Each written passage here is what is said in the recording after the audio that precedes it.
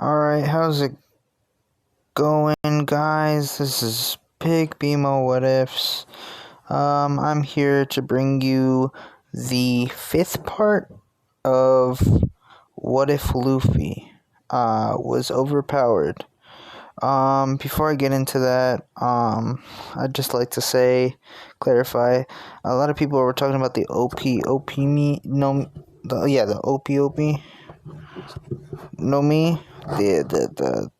Trafalgar Law's devil fruit. Personally, like it's overpowered. I'm personally don't like it. I might do a what if on it, but I'm not completely sure. Naruto what if wise. I think I saw. What did I see? I think it was like, what if Naruto was someone's reincarnation? Oh, Grimjow's, right? I might do that. I forgot Grimjow's powers, but I'm planning on doing a Naruto what if tomorrow. Still thinking about it, thinking about the concept, but I'll think about one over tonight. Tonight, and hopefully you guys enjoy it. It should be good. Let's hope. Anyways, let's get into this. Now, obviously, there was someone who wanted me to do a where Luffy has as a ship both Boa and Nami. I mean, I guess that could work. I don't know. I don't know. I guess over the 2 years they're gonna bond more too, huh?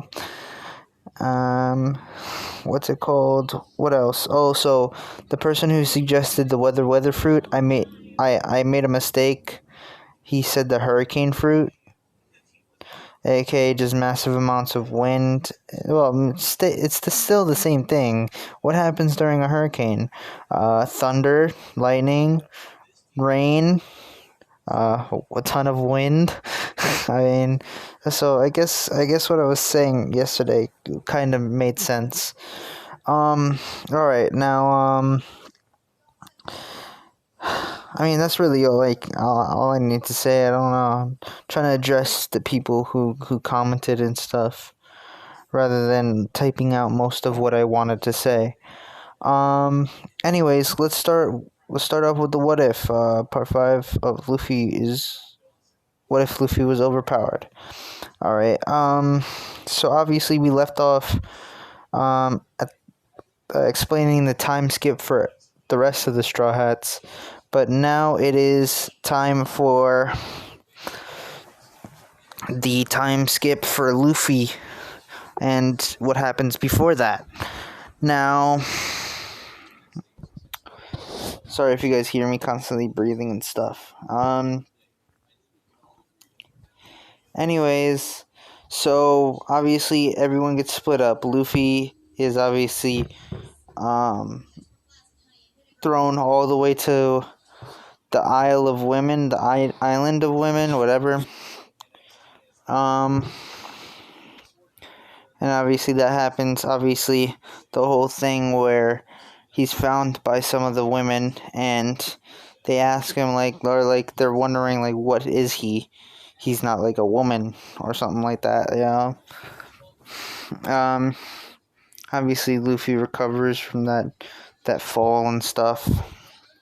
All the women are curious, and he tries to explain, oh yeah, he's a guy and stuff like that. And if I'm correct, it wasn't too much after, he probably went straight into a fight with them. I'm pretty sure he might have had to recover before he did that in the canon, but in this time, obviously, all his fights really went all his fights went pretty easy compared to canon, so he wouldn't be as injured, and he would be taken to fight the Hancock sisters. Is that it? I know Boa is her first name, right? So then it would be the Hancock sisters, or would it be the Boa sisters and Hancock is her first name? I have no idea. Anyways, obviously, he would fight Boa's sisters. Instead of, I think he won in the cannon, or like barely won, but he would definitely have an easier time, even though the Hancock sisters did use hockey. He would obviously notice that, and he'd be like, yeah, impressed, and you know, he would match their hockey this time, having an easier fight, but still not obviously not going all out, because they don't really have too much malicious intent. It's just that they're like testing him and stuff.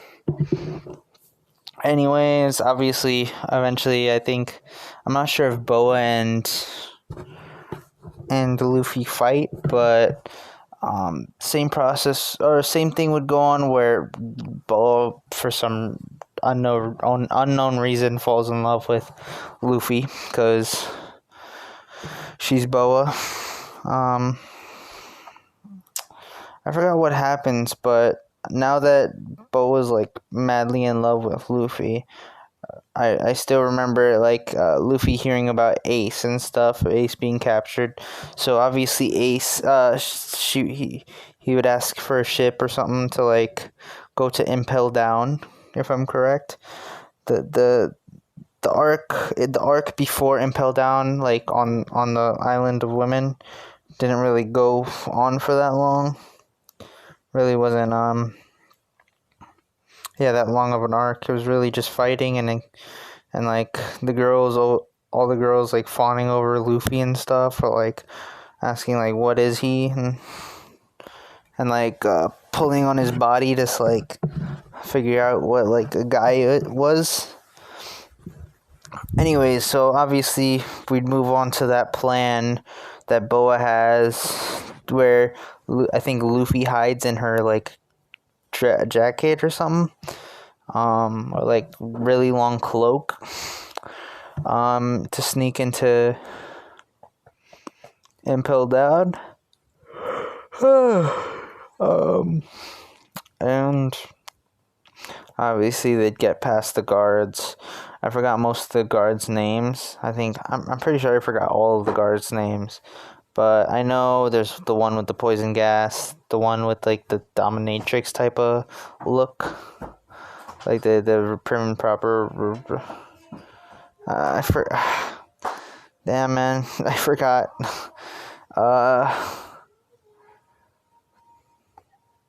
Pretty sure the poison one was like the leader, like the lead one. There was a chick who controlled the pacifistas there, if I'm correct. And I think the pacifistas were there as well. A couple other guys, but at least on the Marine side that I like kind of, remember, but like kind of don't. Anyways, obviously Luffy would start sneaking down the floors and finding comrades to help him. He would free all the I think he would free all the ones on on the first level. Obviously he'd go down with the help of all the people on level 1, start going down like the levels. I'm not sure which level he finds Mr. 3 in. I think it was either 2 or 3, obviously, because Mr. 3 is pretty weak. I think he might have also found Buggy, right?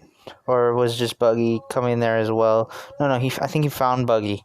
So obviously he'd let Buggy, Mr. 3 escape. A couple like things would go on with the guards. I'm pretty sure the big ones, the big guns don't go on for that long. Obviously, the whole thing with Blackbeard's crew coming in as well, that wouldn't happen since Blackbeard is caught. He probably dead. And obviously his crew is no more. His crew's wiped off the face of the planet, bro. Anyways,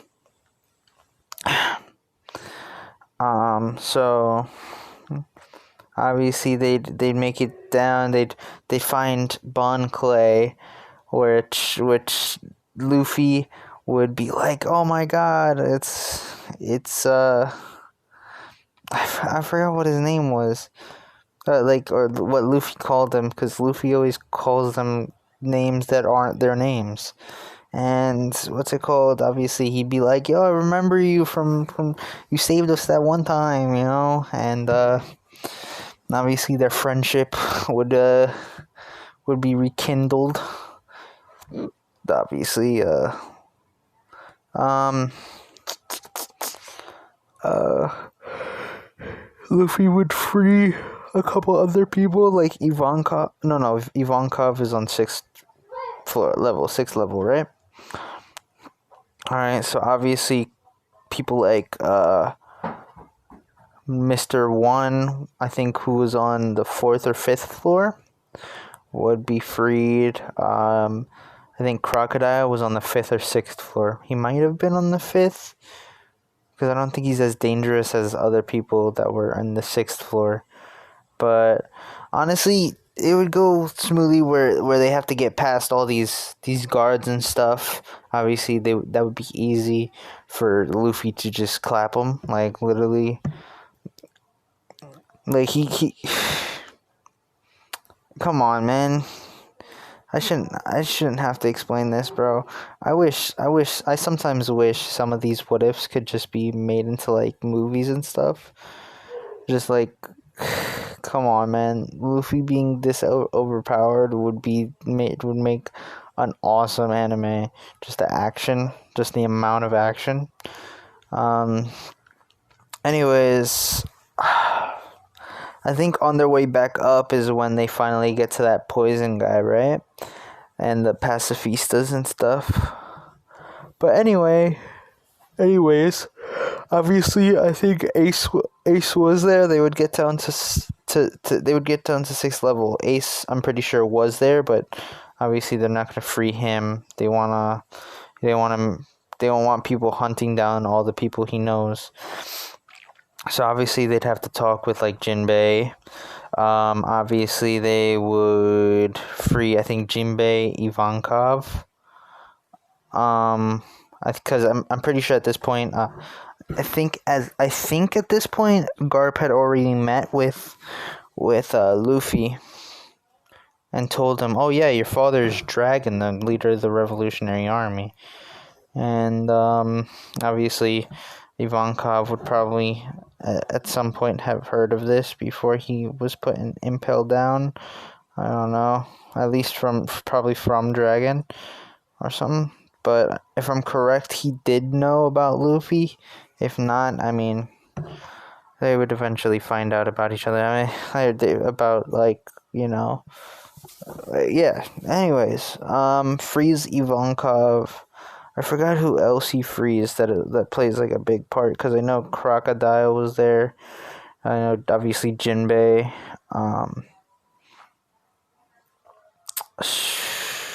Obviously Shiryu of the Rain doesn't get freed. He's a cruel person. Yeah. Anyways, yeah, I guess that would be it. Like, they start heading back up. Obviously, the whole big group. Shit. All right. Anyways, Luffy would probably have a little bit. Obviously, he'd still have a hard time with this poison guy. I forgot. I can't believe his name slipped out of my mind. He's like he's a pretty memorable character. Magellan? Okay, M-A... I know that's how it's spelled, but I feel like I pronounced it correctly. Anyways, yeah, that's his name. Okay. I'm very, very, very not happy. Not happy. Cause my 30 minutes of the recording I just made cut out. Alright, so, anyways,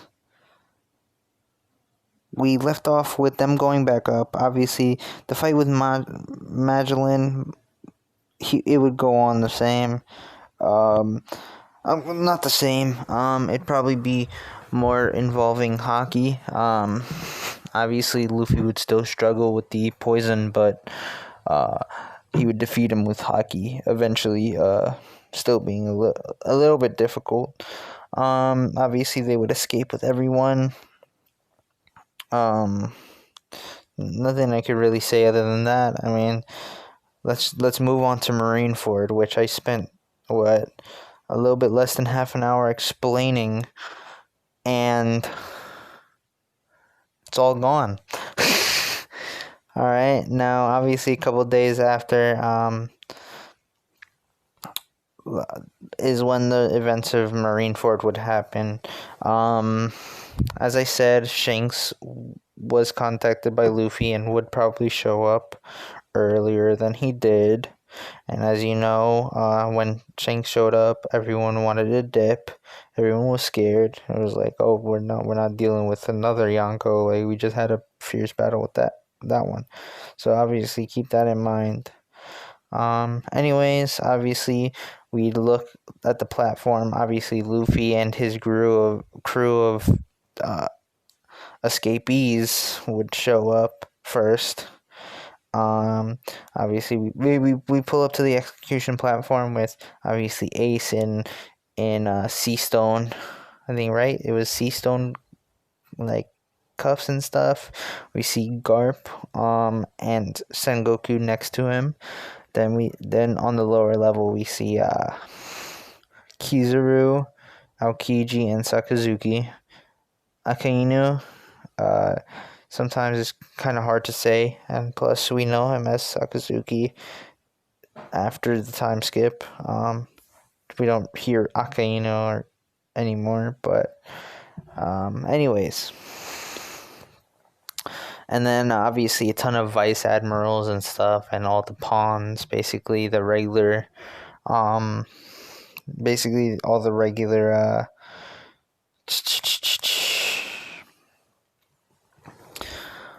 yeah, all the regular Marines are there as well. Obviously, as soon as Whitebeard shows up, that's when the party gets started. But obviously, Luffy and Whitebeard, knowing each other, they would catch up a little bit, and once they have a couple words, then it's time to attack. Obviously, it'd be an all-out brawl with the Marines and like all the inmates, the escapees and stuff. Obviously, Oars Jr. would be there, and he's like rushing towards like everything, and he obviously getting injured by the vice admirals, the admirals. I think not actually. I don't think the admirals even moved. They were just chilling there the whole time. And then obviously Luffy's jumping headfirst into the whole action-packed scenes, all the action-packed scenes. Now, I feel like for the first part, at least,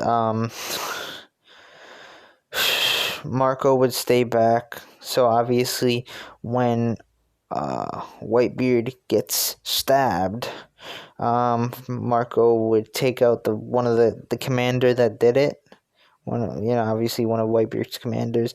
He would take out the one that did it, and defeat him, and then he would start using his Phoenix fruit. Sorry, not Phoenix. It's Bird model Phoenix.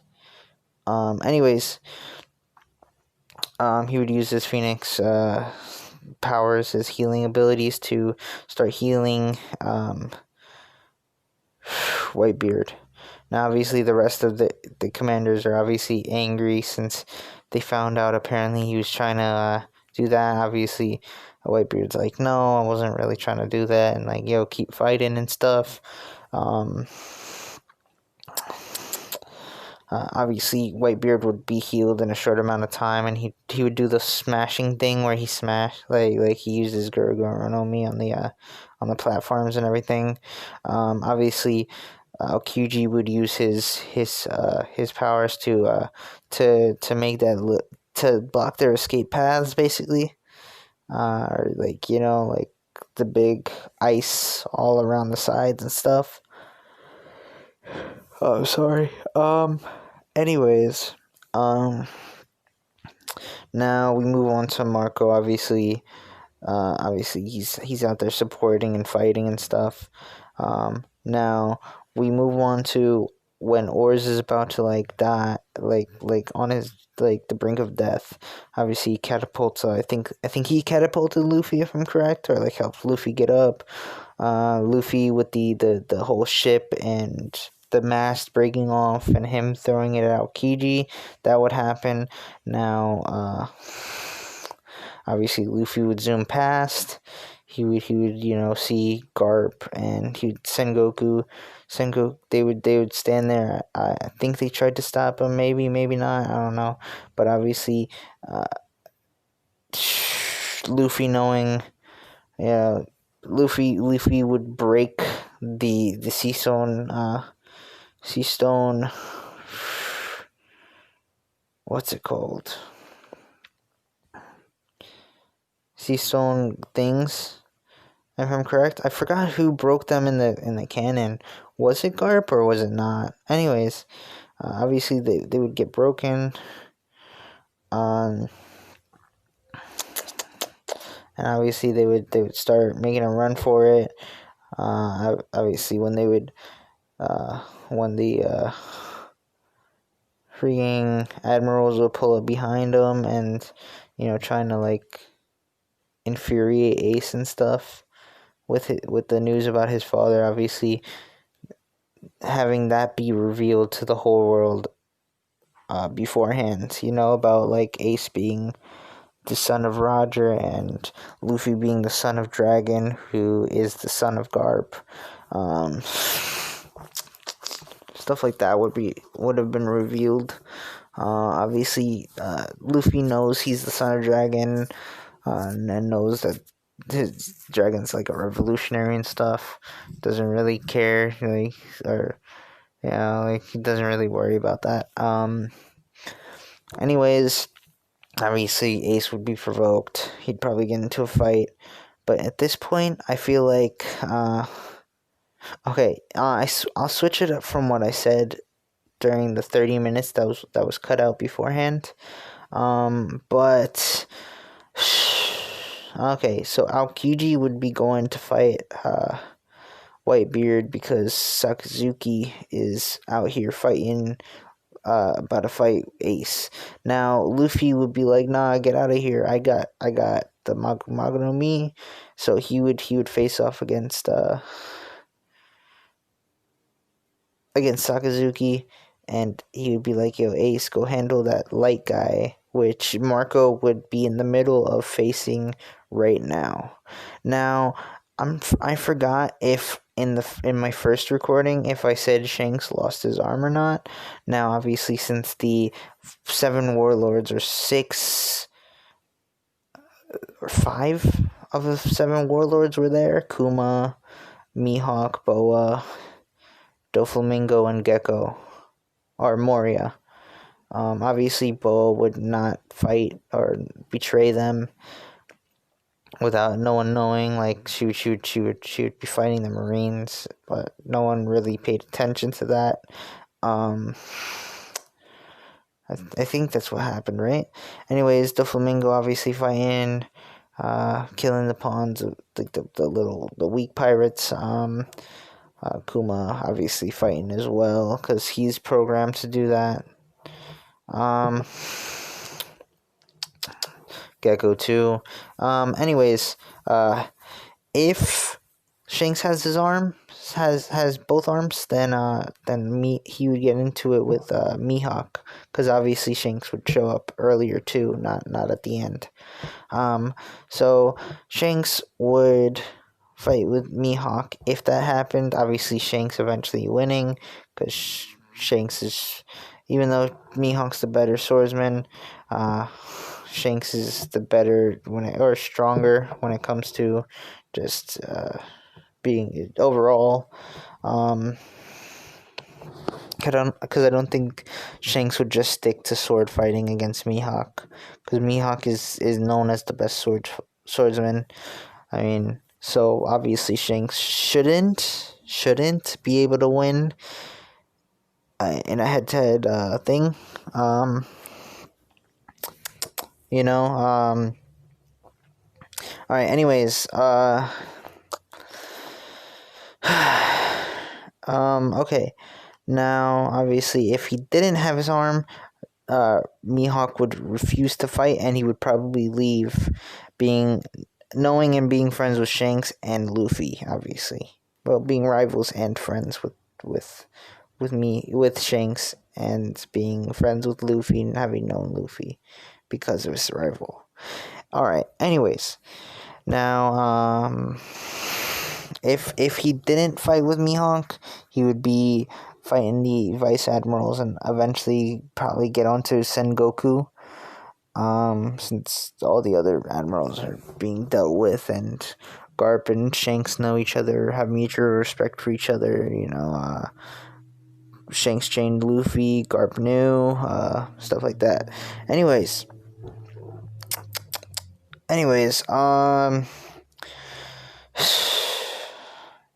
if he did eventually fight with Mihawk because he had both arms, then Mihawk would lose. It wouldn't be, and then obviously Shanks being a tiny bit banged up, obviously not the worst. He would probably go against Vice Admirals and stuff like that.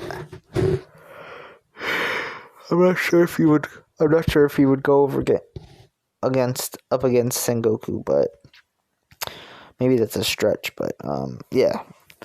And anyways, obviously Luffy having the power of 3 Logias, the fruits, as well as really being almost mastered in Haki, being able to compete with Yonko commanders, easily being able to compete with Yonko commanders. Luffy would have the edge in the fight against Sakazuki. No. Yeah, I said Sakazuki. Now, obviously, eventually, unlike the fight against Aokiji and Sakazuki, which lasted 10 days, this obviously wouldn't last that long. Now, obviously, Luffy beats him because he's Luffy. Plot convenience. He's overpowered. Yeah.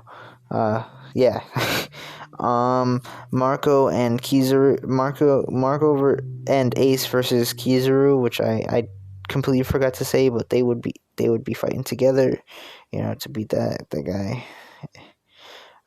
Because I'm pretty sure Kizaru definitely had the upper hand back in the actual anime or like manga, whatever. Anyways, and obviously, with a couple swift punches, freaking Whitebeard being in fully recovered with no stab wounds, I feel like he'd take Aokiji down or manage to suppress him. Obviously, not completely defeat him. He's an admiral. I don't feel like Whitebeard would be fighting him that long, but actually, no. I feel like he would defeat him pretty fast. Whitebeard's a goddamn Yonko, and he's literally, obviously, out of all the Yonko, obviously before he died in the anime, I think he had a 5 billion berry bounty, while obviously the Pirate King had 5.5. And freaking Kaido, he has a 4.6. So he's right now, Whitebeard is the highest bounty living. So obviously that would happen. He would defeat Aokiji. Not even using full power, honestly. Haki, freaking Gura no Mi, easy clap. Now, Kizaru would tie with the other the other two.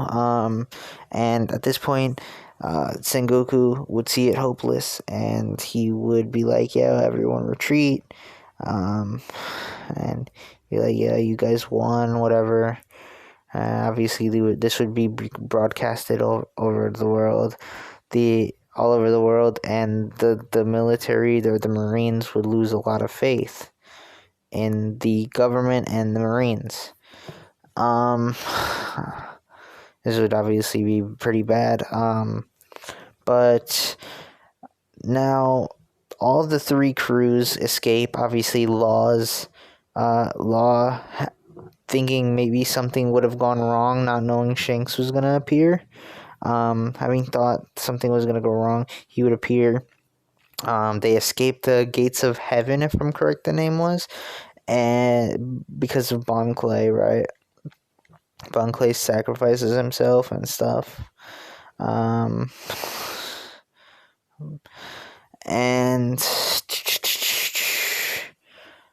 all right, now Luffy's pretty banged up, obviously having a fight with an admiral. But he would probably heal. I feel like at this point, obviously, Whitebeard for the most part coming out unscathed. They would start healing people. They would probably all group up together, Law and two users of the Phoenix, or the bird fruit model Phoenix, whatever. Anyways, Marco and Luffy would probably use their powers to heal Whitebeard's sickness, having, become like mutual, anything, friends, whatever. Anyways, now obviously,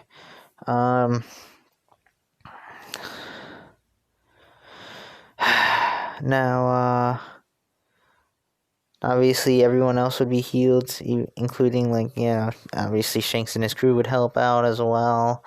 Now I feel like at this point, they would all be like, "Yo, we just did this together, so let's create an alliance."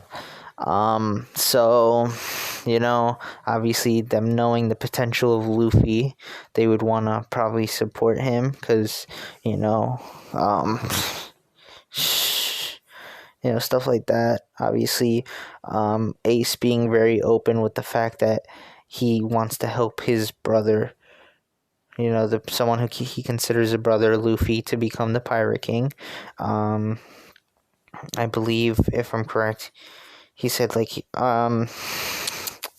was I gonna say? Okay, I feel like they would name it the Straw Hat Alliance, something like that, and be put him, try to push him forward as the Pirate King, because obviously he's extremely strong already as himself. He can compete near the same levels as to Yonko that he's allianced with. Obviously, he's not as strong as either of them yet. It's very close, though. He's by far stronger than Yonko commanders, even the ones with the highest bounties. And he could probably definitely,